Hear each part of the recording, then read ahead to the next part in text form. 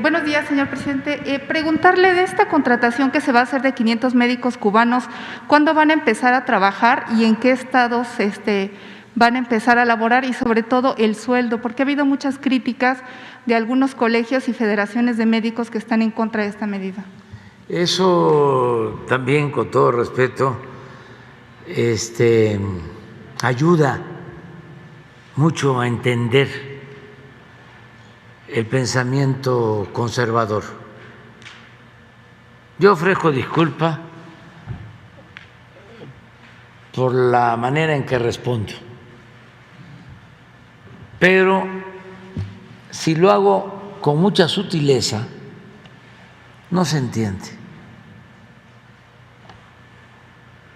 Y tenemos que ser muy claros, porque una de las cosas que ha caracterizado al régimen de corrupción ha sido la simulación. Y como que ya es tiempo de definiciones, de hablar con claridad. ¿Cómo le llamaban a las privatizaciones? Les llamaban desincorporaciones, los eufemismos, a no llamar a las cosas por su nombre. Entonces, el caso de estos médicos, que respeto mucho, es parte de ese pensamiento conservador. Llegó a expresarse en extremo de que estaba mal que se quitaran los exámenes de admisión.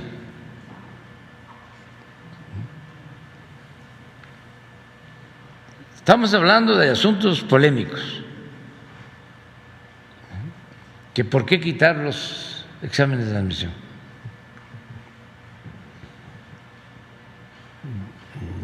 Dos, ¿por qué abrirle a todos la posibilidad de la especialización? ¿Por qué ampliar a especialistas? ¿Por qué darles becas a médicos para que se especialicen? Y ahora, tres, ¿por qué traer médicos de Cuba? Contestamos, o sea, porque no tenemos médicos, porque el sistema de corrupción que defendieron esos médicos, que firman esos documentos, dejó de invertir en la educación pública y quería privatizar la educación, y por eso inventaron lo de los exámenes de admisión.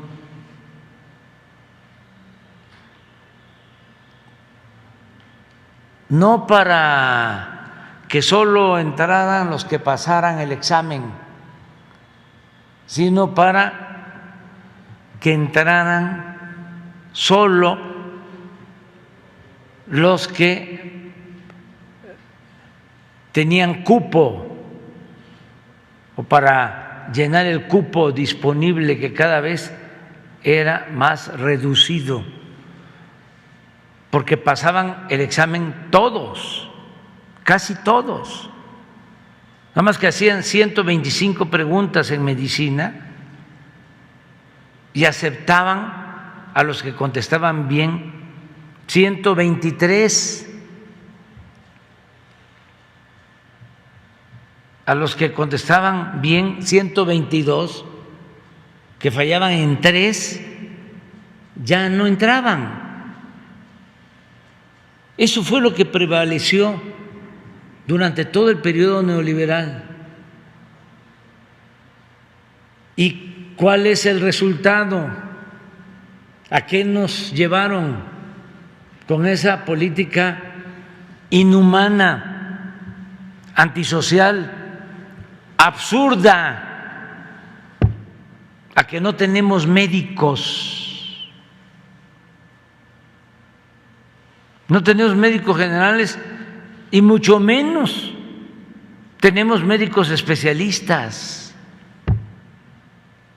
Ese es el saldo de esa política corrupta que se impuso durante 36 años. Entonces, ¿cuál es el compromiso que nosotros tenemos? Garantizar el derecho a la salud.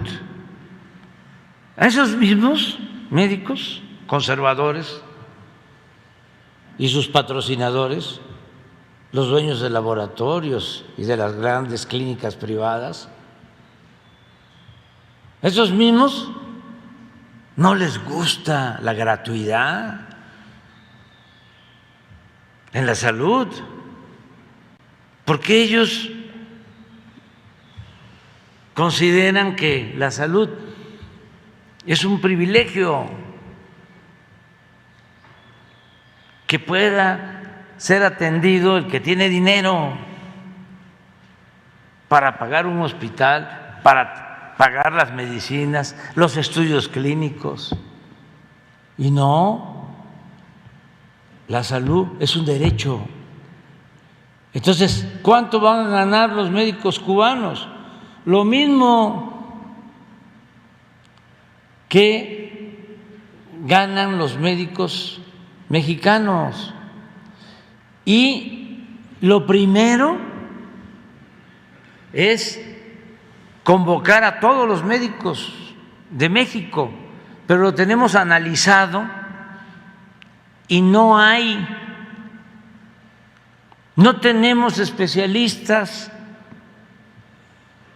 para ir a trabajar en hospitales en las zonas más pobres, más apartadas.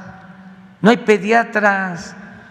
Cuando empecé el gobierno, hice un recorrido por los 80 hospitales del IMSS Bienestar, que eran y siguen siendo de lo mejor. Me acuerdo que fui a los 3 hospitales del IMSS Bienestar de Yucatán. En ninguno de los 3 había pediatra. Y así sigue. Entonces, estamos contratando a todos los médicos, pero como ya sabemos que no vamos a tener para cubrir toda la red de centros de salud, de unidades médicas rurales, de hospitales, pues por eso ya estamos haciendo este convenio de traer 500 médicos. Ya les expliqué también, y yo creo que esto es bastante ilustrativo, y ojalá y le pregunten a los de el Teletón, estos médicos, los del Teletón con sus colectas han logrado hacer centros para atender a niñas, a niños con discapacidad, para terapias, una muy buena labor. Independientemente si nos gusta o no nos gusta, de dónde vienen los recursos, es algo importantísimo, muy humano, porque hay quienes nacen con una discapacidad menor y si tienen la posibilidad de ser atendidos, pueden salir adelante. Si no tienen quien les dé una terapia, quien los atienda, esa discapacidad menor se convierte en una discapacidad grave y la mayoría de la gente no tiene recursos para eso. Bueno, a pesar de la gran labor que hacen, se quedaron sin recursos porque tienen las instalaciones, pero falta la operación de esos centros. Como todo, en el periodo de la corrupción, los gobernadores y en el gobierno federal, no todos desde luego, decían vamos a hacer un hospital. Y sí, construir un hospital pues puede costar 500, 1,000 millones, sí, pero mantener ese hospital cuesta lo mismo cada año, 500, 1,000 millones. Entonces, eso no lo contemplaban. Entonces, si acaso quedaba la obra, pero sin médicos, sin enfermeras, sin medicinas, sin equipos, ¿no? Y todo el gasto de operación. Ajá, presidente. Entonces, pero permíteme, es que es muy interesante esto, porque es mucha irracionalidad, es mucho egoísmo, ¿sí? Es una actitud muy retrógrada de estos señores. Llegamos a un acuerdo con el Teletón para que niños pobres puedan atenderse y es el único organismo de la llamada sociedad civil que recibe un apoyo del gobierno para que se atienda a 20,000 niñas y niños con discapacidad en los centros. Y esto les ayuda para que esos centros no estén subutilizados. Entonces, como cada año hacen un nuevo centro, de manera muy amable, vienen a verme y me dicen dónde quiere que hagamos el nuevo centro. Y le digo, en Tlapa, Guerrero, en la montaña.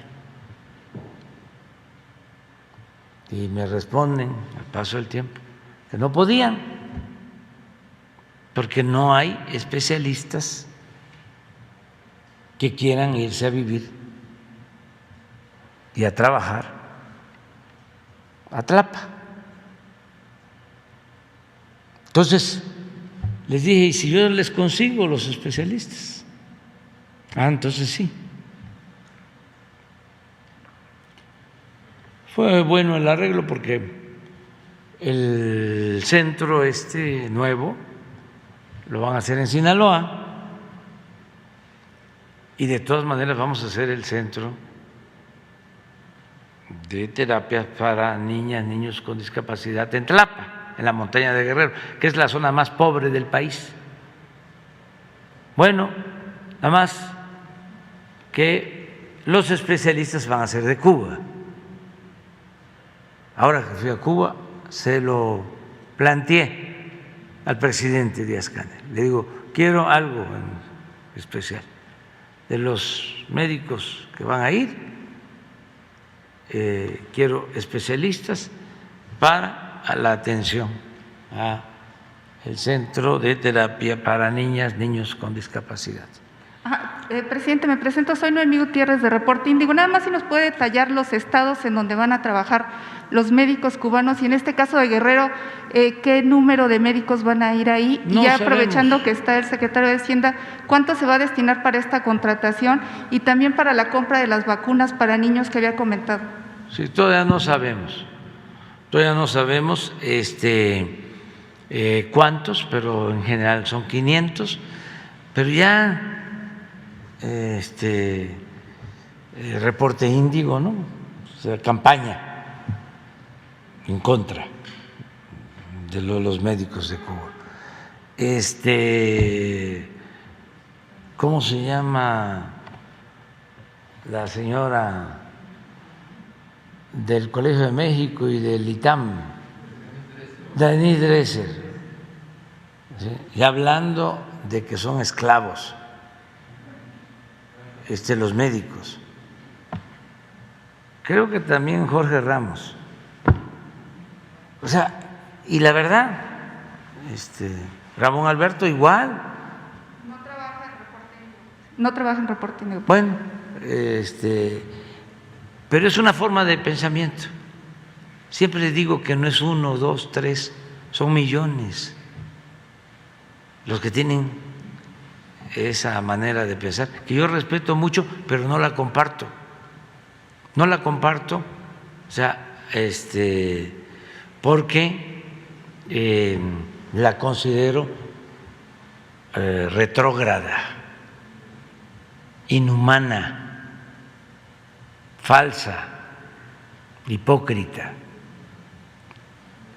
Presidente, no sé si nos puede precisar la fecha en que van a comenzar a trabajar los médicos cubanos en México. Todavía no tenemos la información, pero se la hacemos llegar. Es que todavía no han llegado. Y también preguntarle sobre el caso de Cuba. Cuando fue a la gira a Centroamérica, en El Salvador, Guatemala, Honduras y Belice, se hicieron públicos todos los acuerdos que tuvo con esos países, con Sembrando Vida. Sin embargo, en el caso de Cuba no se ha dado a conocer cuál es el acuerdo en materia de salud, sobre todo en el caso de las vacunas. ¿Cuándo será público? Pues ahora, sí, hoy te entregamos. Se informó, pero te lo entregamos hoy. Nosotros no tenemos nada que ocultar.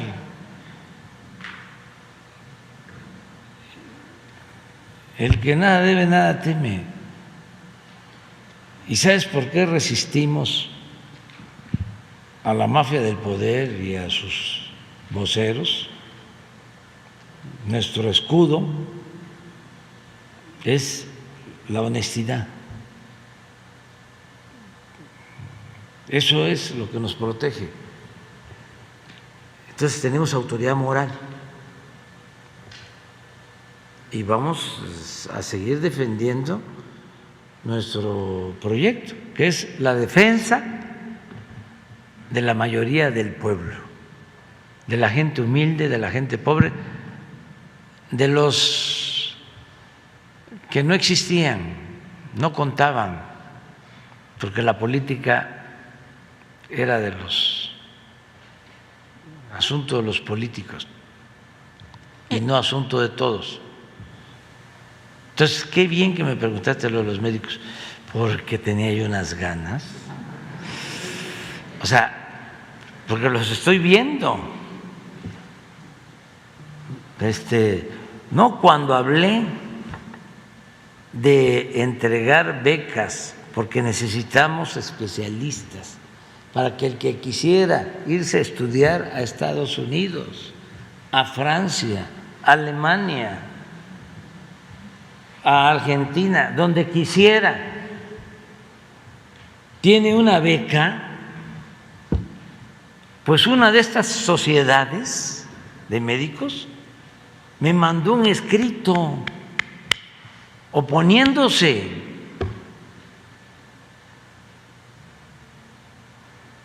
Claro, no puedo generalizar, más cuando los médicos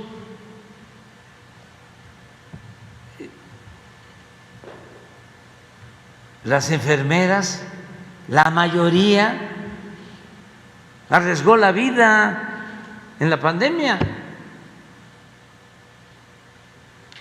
¿Hicieron algo extraordinario? Pero hay una élite que tiene un pensamiento retrógrada. Es como el caso, con todo respeto, de mi alma mater, de la UNAM, Y como yo siempre digo lo que pienso, no me voy a callar a reclamarles de que enfrentamos la pandemia y en vez de convocar a todos los médicos estudiantes a enfrentarla, a ayudar, se fueron a sus casas.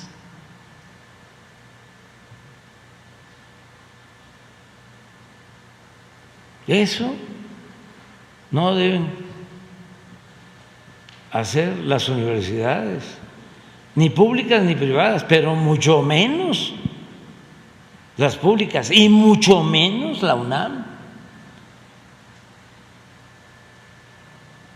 Pero entiendo, Porfirio Díaz tardó 34 años y costó, bueno, el golpe de estado de Huerta, tenía el control de toda la intelectualidad, el control de todos los medios de información, costó el asesinato del apóstol de la democracia. Bueno, 1 millón de mexicanos que perdieron la vida, pero se transformó el país y ahora se está transformando y vamos a seguir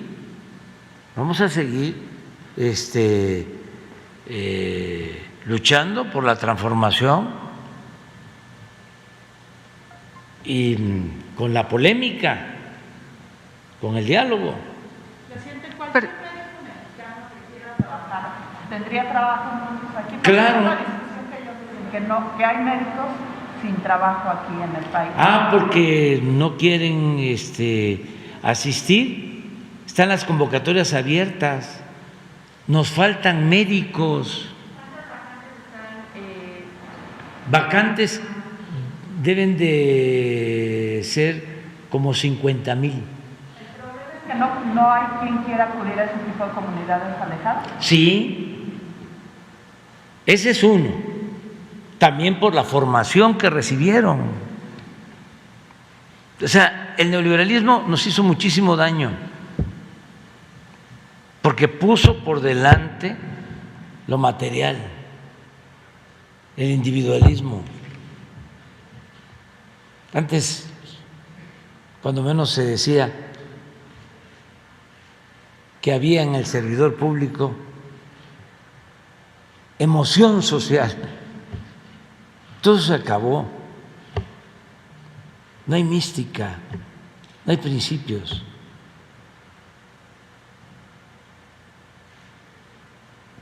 Entonces, claro que hay para contratarlos a todos. Si el plan que tenemos es que no falten los médicos generales ni los especialistas, pero no solo que haya médicos y especialistas de lunes a viernes, sino sábado y domingo, que también se enferma la gente, y que no sea nada más un turno, 2, no, las 24 horas. El compromiso que tenemos es hacer valer el derecho del pueblo a la salud. Ese es el desafío. Y no tenemos problemas de presupuesto, porque como no hay corrupción, nos alcanza el presupuesto. El gobierno les va a pagar, y no solo les va a pagar el gobierno y les va a pagar bien, sino que se van a entregar todas las medicinas de manera gratuita, todos los estudios clínicos. Es salud gratuita para los que no tienen seguridad social, para toda la población.